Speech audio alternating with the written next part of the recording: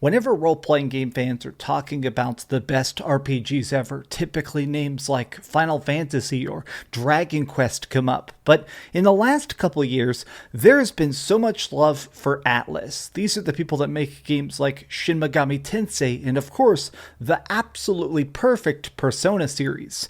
Well, Soul Hackers, this is their new project. It's a sequel that feels better, but also, in a lot of ways, much more low budget. This game is fun, but it's certainly very, very lacking. Let's talk about that.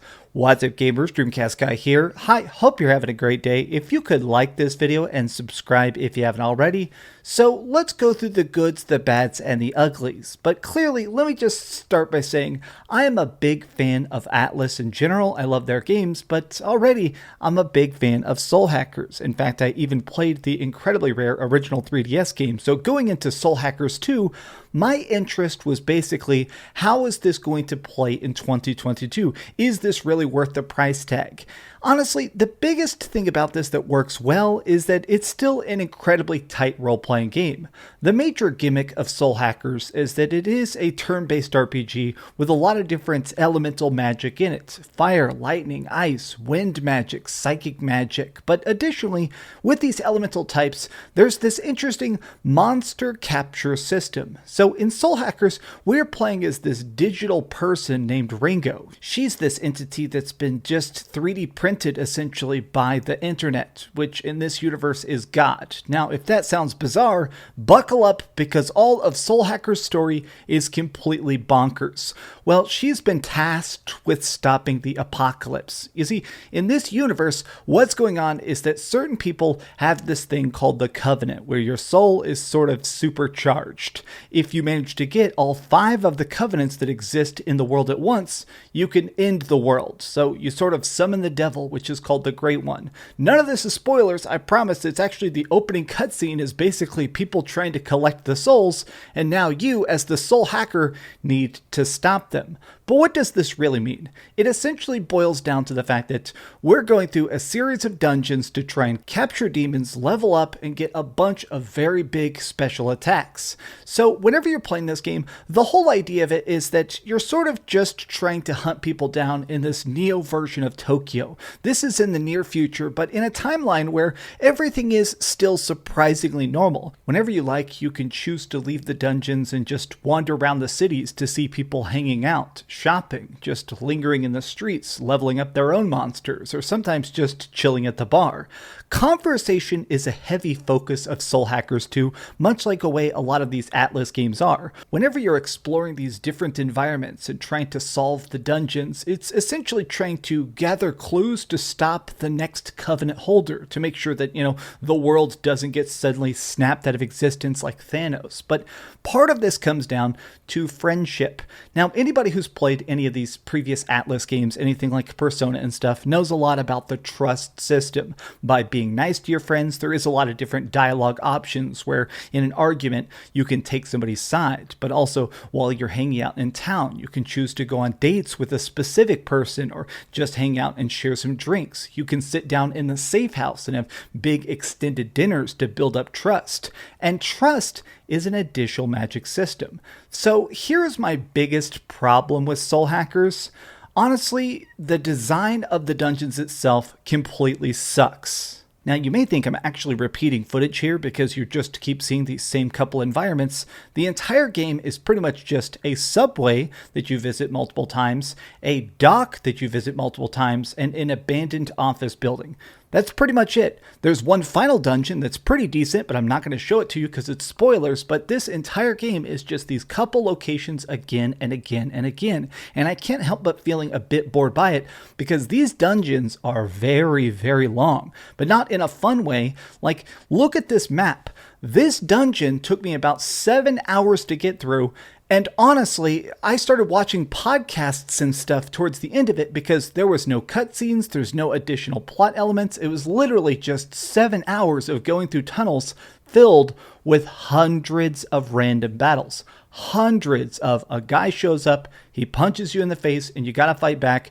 You walk another 10 feet. That's because of the random battle system that exists in Soul Hackers 2. So while you're exploring, you do get a chance to just freely move about, but your character, even though she can swing a sword, for some reason that's just how you initiate combat. If you manage to hit an enemy that's walking towards you with your sword, you get an opening attack. Now, it is possible to knock down enemies and run away, and trust me, after a bit, once you hit the adequate level for a particular dungeon, you need to run. You need to bash and run, because otherwise you're going to waste so much time just standing there fighting the same 3 enemies again and again and again and again. But there is actually an emphasis that makes you want to stay in these dungeons longer, which is called the Demon Recon system. So whenever you enter each of these dungeons, all of your little minions, which are part of your team, go out and get dispersed. They kind of just sprinkle themselves throughout the dungeon into all the wrong paths. If you need to go right to progress the story,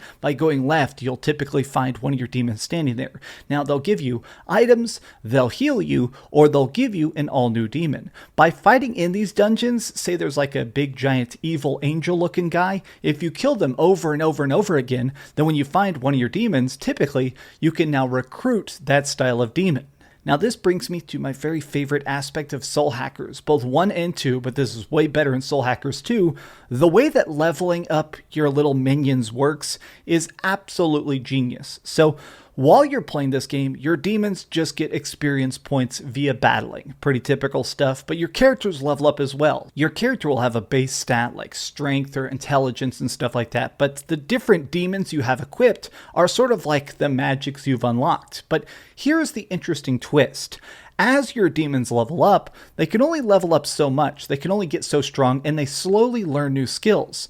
New fire magic, better versions of healing and stuff like that. But because they can only learn so many skills, what this means is that you constantly need to be switching out new demons. Even if you really love a particular minion, it's actually very advantageous to constantly be switching out members of your team, trying out different monsters. Because when a character has learned everything they can, when the demon is maxed out, they give you a special item which gives you a passive bonus. These are called mystiques. They're like accessories. So leveling up a fire demon can sometimes give you like a trinket that's going to give you 20 or even 40% bonus fire damage. So now you're incentivized to pick up a new demon that's going to have new abilities just to see if maybe it'll give you something else that'll further your roster, increase your casting ability, and honestly, give you even better skills. Some of the random stuff you learn is completely bonkers. Like, I got this thing at one point called a Sabbath heal. So this little creature here was called Jack Frost.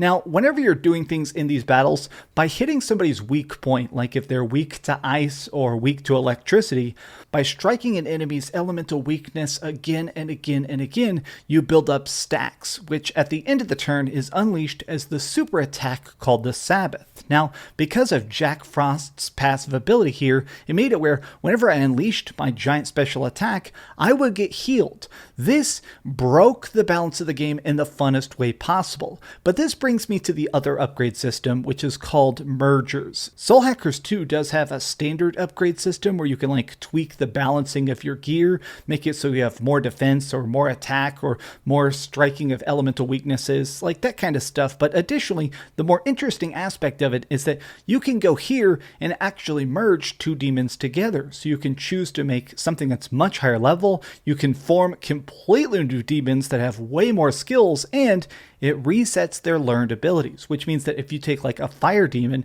and an ice demon, maybe you can merge them together into a giant serpent, but you can also keep some of their skills via hereditary. With enough of these mergers, you can actually breed creatures that have every single elemental magic, all sorts of new skills, and it resets their learned abilities, so now they can level up and give you even better mystique add-ons. It's such a great system because honestly, it constantly makes you excited to get that new demon. It makes it where even if you're particularly loving one of the creatures you have inside your cabal right now, you're going to want that next one. You're always going to be wanting to try and just cycle something in, cycle something out. Like, you're always going to be craving that next demon, even if your current one is absolutely amazing. It is a genius system that encourages experimentation, and I love, love, love it. The problem, again, is just that system where you're stuck playing in these same tiny dungeons. Like, I don't care how many, like this game's like 30 hours long, I felt like I spent half of that inside these freaking subway tunnels practically falling asleep. Now this does bring me to the soul matrix. So we did talk about upgrade systems when it comes to the demons and to the gear, but the soul matrix, this is the final concept of it. As you upgrade your trust, as you manage to make people love you more, this unlocks further doors inside the idea of the soul hack palace. So each of the people we're playing as are characters that souls are tied to ours. Ringo, the main character, she has managed to bring these people into her inner circle. They're part of her team, but now you can hack and go inside their minds. It doesn't really make sense. It's kind of a goofy plot device because these people can even go inside their own souls. But essentially what this means is that it is a labyrinth that the deeper you go, it unlocks more bonuses for the characters themselves. Beating these inner demon bosses can give you new skills, new unlockables, new magic, new passive abilities, so you can actually deal a heck of a lot more damage or take a lot more hits. It's an interesting idea because it does encourage you to sort of love characters and encourage them to not just conversationally be stronger, but also be more adept at combat. I like this system. My biggest problem is that, again, the Soul Matrix is just kind of boring. It's just this big cubey environment that sometimes after a bit, a couple hours of just going deeper and deeper and deeper, it doesn't change up the demons really. It doesn't really change up the mechanics. It doesn't really change up the aesthetic. It doesn't even change the color palette. Soul Hackers 2 feels very, very low budget, which is weird because, like, I don't know, the other Atlus games make so much money. How is it that Persona is so big and so fantastic? How is Shin Megami Tensei so big and so fantastic? And then Soul Hackers 2, it does feel like this was done by like a B team or a C team. They used a lot of the great assets, the great monsters and stuff that existed in their other games, and kind of made a very tiny spin-off. It's good, but it's not great. Okay, so we've heard a lot of good and a little bit of bad, but let's go over the ratings board and put a big number on it. I am giving Soul Hackers 2 a 7.5 out of 10. Thank you so much for watching this video, gamers. I hope you have the very best day. If you could like this video, if this happens to get to 5,000 likes, I am going to be giving away a copy of Soul Hackers 2 over on my Twitter account. I've been giving away games for all these reviews that blow up, and honestly, a lot of them are blowing up. Thank you all. Seriously, you make this all possible. Much love, and keep dreaming. Boop. Thanks so much for watching that video. If you want to see something else, you can always click this link to see what I put up last, or, subscribe and see what's coming up next. Also, I promise that whatever I do, it'll try not to suck.